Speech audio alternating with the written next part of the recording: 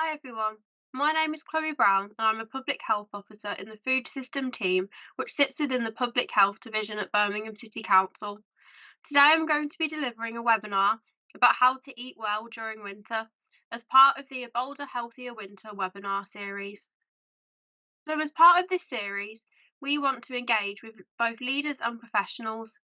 This includes community leaders, social prescribing link workers, and faith leaders across the city to support communities on how and what we can do to stay both mentally and physically healthy this winter. The webinars and resources are based on evidence and can be used to protect our Birmingham communities during the winter period. Lots of different topics have been covered during this series, but our focus of today is purely on eating well during winter. So, there are lots of different benefits to eating well, and these can be shared within your networks and with your friends and family. Eating well helps your body to work at its best, it gives you energy to carry out your daily activities, and helps to keep you at a healthy weight. It can also support your immune system to reduce the chances of getting ill, and a healthy, balanced, and varied diet can boost your mood as well as help with your sleep. So, lots of different benefits in there. And when discussing healthy eating within a community or your networks, it's really important to consider the following.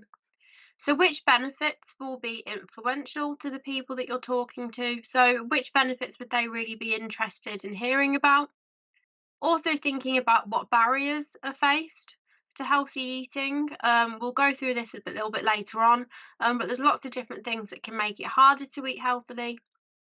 Think about what sort of information do people already know, and also what sort of information would the person that you're speaking to benefit from knowing. So I'm going to go through a little bit of guidance towards healthy eating now.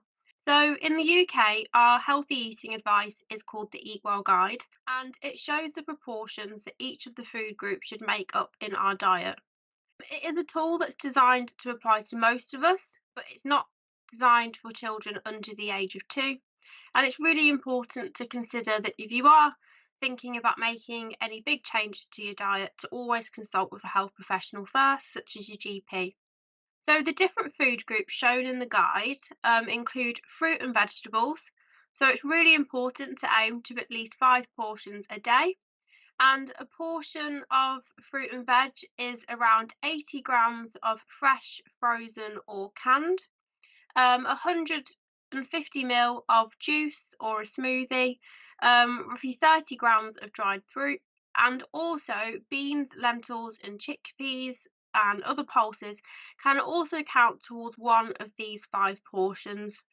So, moving on to starchy foods. So, these are more commonly known as carbs and include things like bread, pasta, potatoes, rice, and other grains.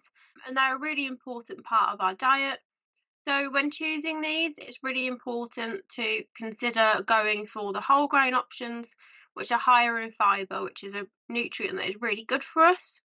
If we consider protein, it's a really good idea to eat a variety of different types, and especially to include more plant based sources of protein as well as animal sources.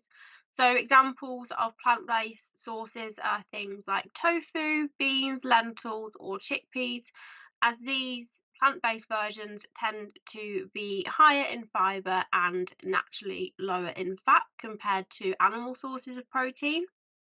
Dairy and alternatives are another group, and this includes things such as milk, yogurt, and cheese, as well as plant based alternatives to these. And then finally, fats and oils.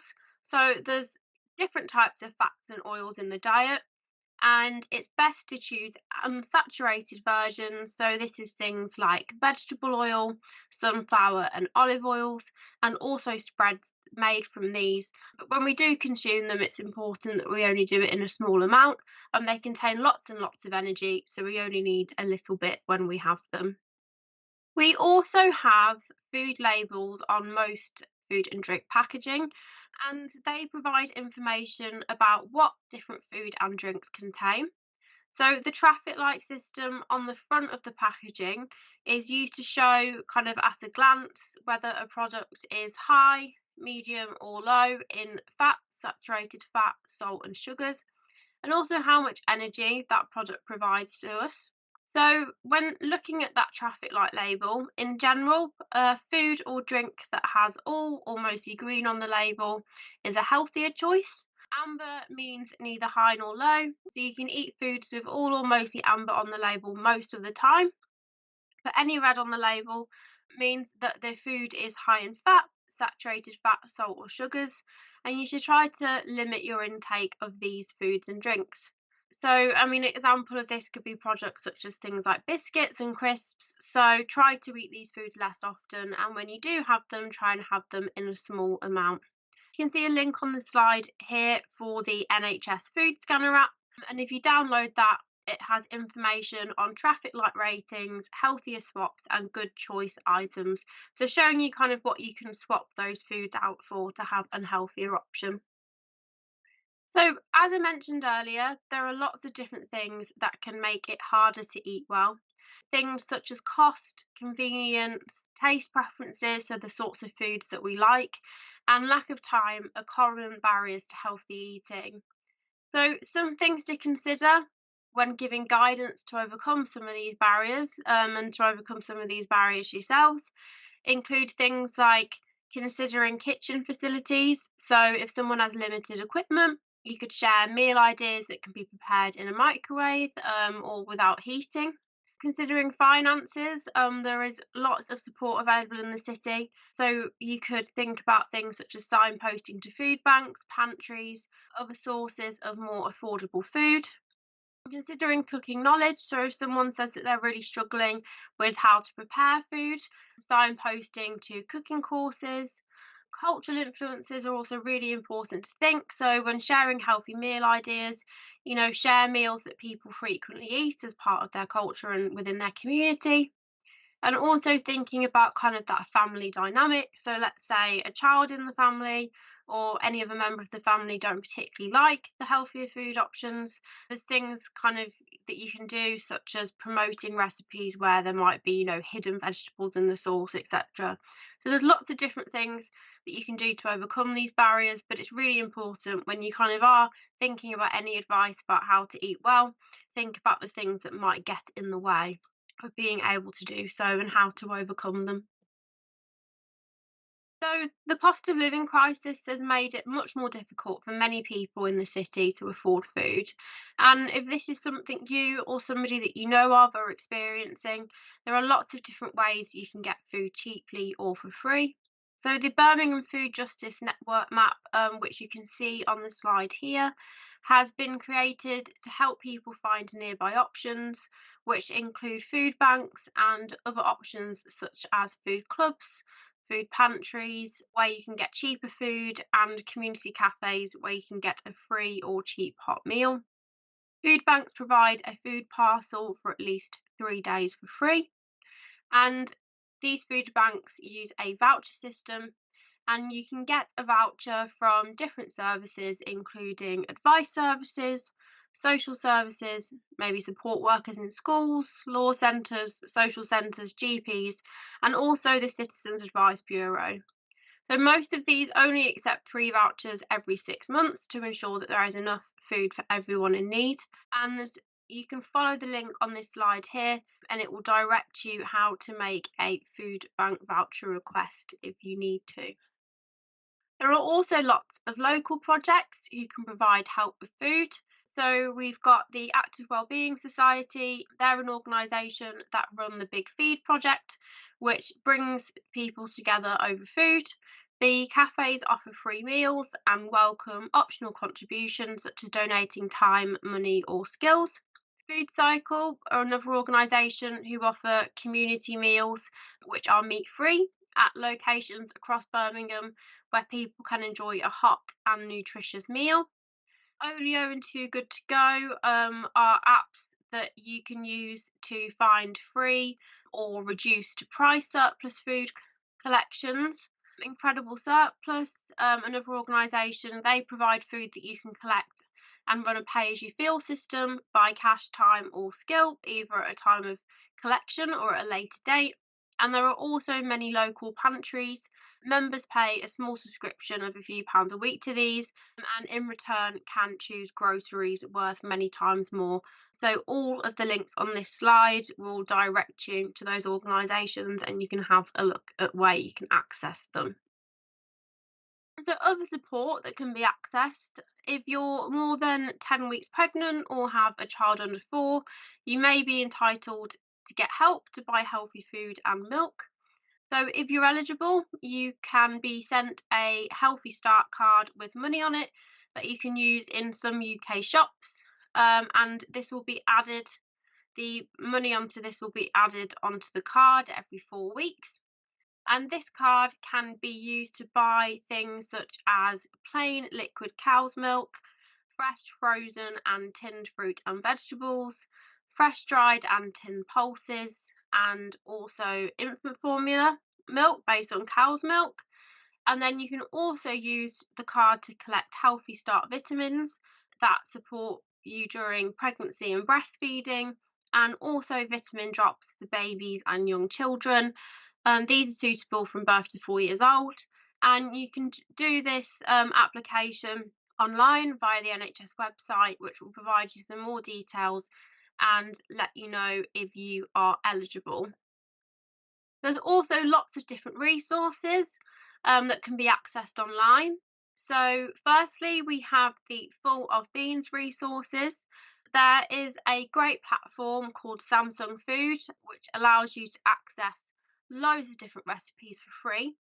And on this platform, there are loads of recipes that are part of the Public Health Division's Full of Beans campaign, and they were all made in collaboration with the British Dietetics Association. So if you search FOB on the Samsung Food platform, you can see all of the different recipe communities, and these include different themes such as affordable recipes to recipes for large gatherings and so much more. And the Full of Beans recipes are amazing at showcasing beans and pulses recipes for everyone and for lots of different occasions. Another resource that you can look at is the Healthier Families site, which can be used to discover healthy swaps, recipes, nutritional advice, top tips, and different activities to help families stay healthy. And there are also lots of NHS resources, such as Eat Well and Better Health resources, which are available to provide information on getting a healthy and balanced diet.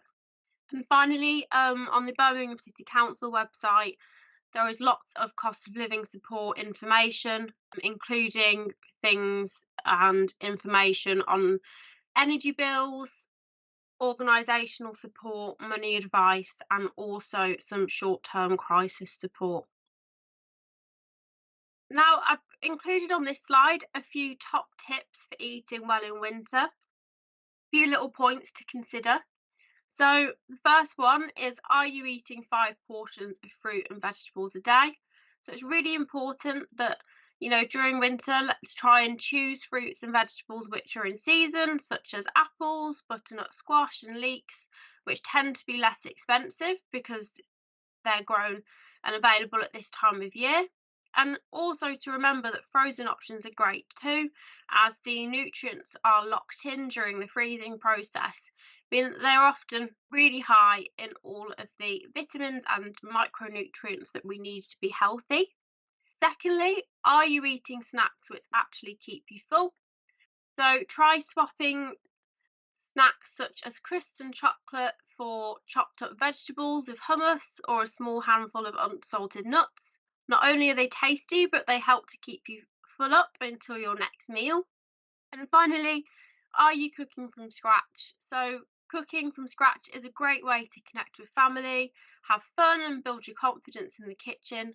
So, a way you could do this is maybe, try making homemade soups from any vegetables that you have left over, and also try different sources of protein. So, for example, you could swap some of the mince out of a spaghetti bolognese for lentils, or try adding chickpeas to a curry.